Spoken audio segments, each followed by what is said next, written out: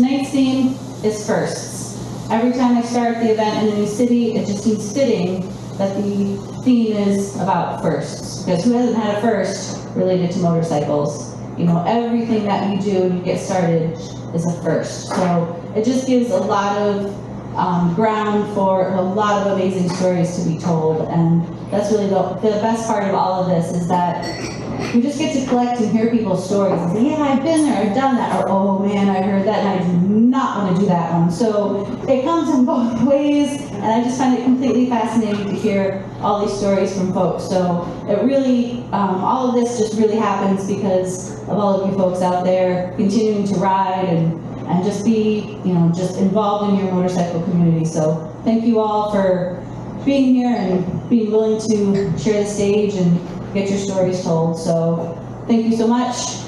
We have really just amazing lineup of storytellers tonight, local riders. Most of you know each other, which I just find completely fascinating and wonderful and so supportive of each other. So we're gonna get tonight started with our first storyteller, Joel, with his story of a first. Come on up, Joel.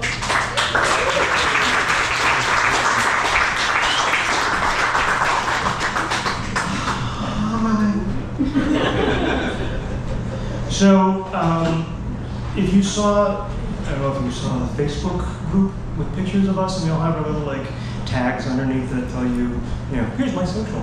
Mine says bastard.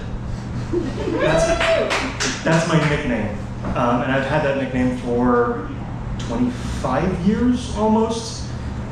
But it's ironic; it's not my real name. I'm actually a very nice guy, and I do have a dad. I am a Honda guy. I've always been a Honda guy. Much in the same way I am a Bears fan or a Cubs fan or a Jew. I inherited it from my dad. My dad had a Honda 50 in the 1960s. That was his sole form of transportation. And he tells anecdotes. And one of the anecdotes was about how he used to invite himself to a biker bar, which really was just a donut shop, to congregate with a bunch of other bikers, right? Real bikers, Harley Davidson riders. Now, I did not, being a kid, not knowing the first thing about motorcycles, I didn't know that the story was about, it's a Honda 50. With flower power painted on the front, surrounded by a bunch of actual Harley riders. No, that's not what the story was about. It was a Daniel in the Lion's Den story to me about how it was a Honda rider surrounded by dangerous bikers, real bikers. But I got that idea in my head that my dad was proud to be a Honda guy. He eventually graduated from college, but also to a CB 450.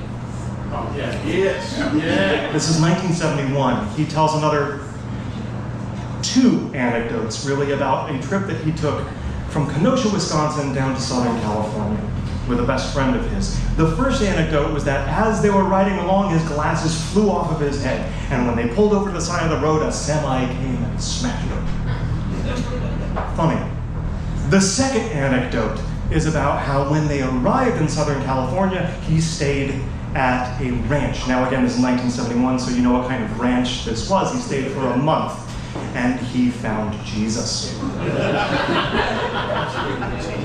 So eventually, when he settled down and moved back to Chicago, married my mother, and had a couple of kids, he still rode that CB 450 as his sole form of transportation until it died on the Eisenhower.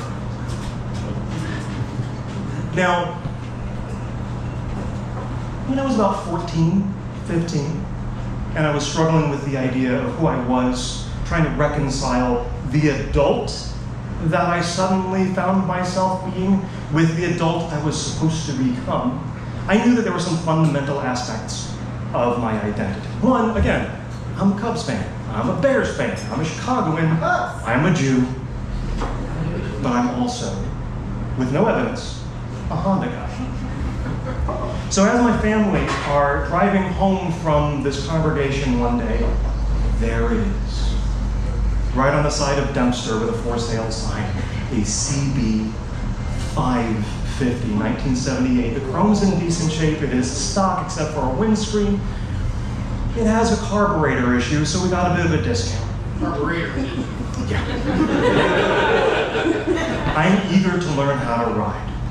Now, I'm probably at this point 5'3", maybe 80 pounds wet. And my dad takes me to an elementary school with, again, this is Saturday, there's an elementary school with an abandoned parking lot next to a field. And so he's gonna teach me how to ride. So I get on this thing. Now, again, I'm not flat-footing, I can't even tippy-toe, so I'm teeter-tottering side to side to try to stay upright. Now, he puts the helmet on me. Again, this is his helmet, and I'm swimming in it. I mean, I feel like I'm swimming in it as well. I can't hear anything. I've never worn a helmet before, right? It feels like I'm underwater. So he's trying to explain to me how to do the things as I'm teeter-tottering, and I can't hear him. First thing, again, there's a carburetor's issue. So he tells me, okay, you need to be aware that you have to kind of adjust the throttle a little bit to make sure the bike doesn't die. Okay, so what? Watch this dial, the tachometer. Make sure it goes between 1 and 2, or the bike will die. I didn't hear that. I heard, okay, you need to adjust this lever here, pull it down, and make loud noises while there's rumbling while you're trying to shift side to side to stay upright, so you don't die. Okay.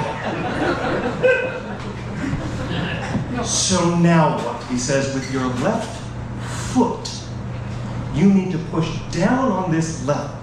Okay? That's your shift. If you push down, that takes you to 1. So when you're at a dead stop and you go to 1, that enables you to go. And then you want to go from 1 to 2, that's when you're moving. And then you want to go from 2 to 3. So just understand, start with 1, you go up half to go to neutral, then up half again to go to 2, a full step to go to 3.